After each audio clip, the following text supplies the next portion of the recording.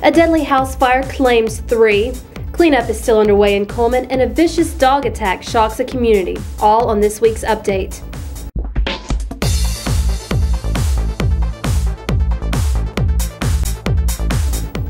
The Addison community is mourning the loss of a local woman and 2 children who died in a house fire Saturday. 46-year-old Gleda Green, her niece, and her niece's friend were found dead Saturday morning at Green's Sudeth Road home. Winston County Coroner Larry Gilliland said the 3 died from heat and smoke inhalation. Green's daughter Kayla Carden was at the home at the time of the fire but was not injured. The state fire marshal is still investigating what caused the blaze. Many Cullman residents are still picking up the pieces left after a strong storm swept through downtown Friday morning. The National Weather Service said much of the damage was caused by straight-line winds reaching more than 100 miles an hour. Several homes along Catherine Street and Ann Street were heavily damaged, but no one was injured.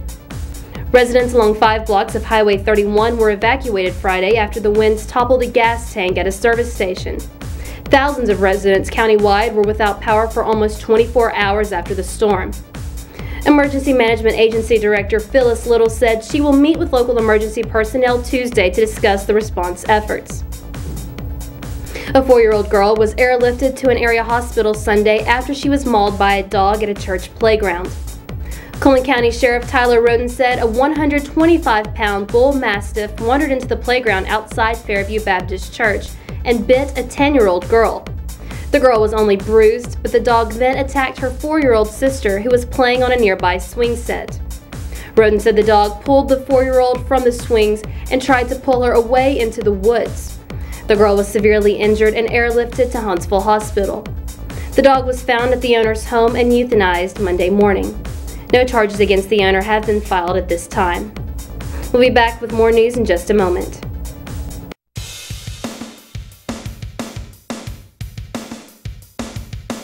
Athletes don't like to be sidelined. When an injury occurs, there's sports first. Here you'll find a different kind of rehab program, one that is specific to your sport, with trainers who are athletes themselves and who lead you through your rehab program. Sports first. We'll get you back in the game.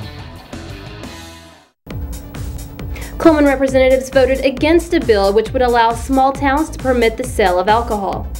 The bill passed the House 46-38 last week, but local representatives James Fields and Jeremy Oden said they thought the bill would not benefit small towns. Fields said most small towns like Good Hope and Dodge City would end up spending more money on law enforcement than they would make in alcohol sales tax. The bill is expected to go before Senate this week. Senator Zeb Little from Cullman said he is unsure yet how he intends to vote. Kmart employees were evacuated from the building this afternoon after an electrical short caused a small fire. No one was injured, but the store remains closed until authorities can ensure the building is safe. That's all for this week's update. Be sure to check Cullman Times online for all your local news and sports.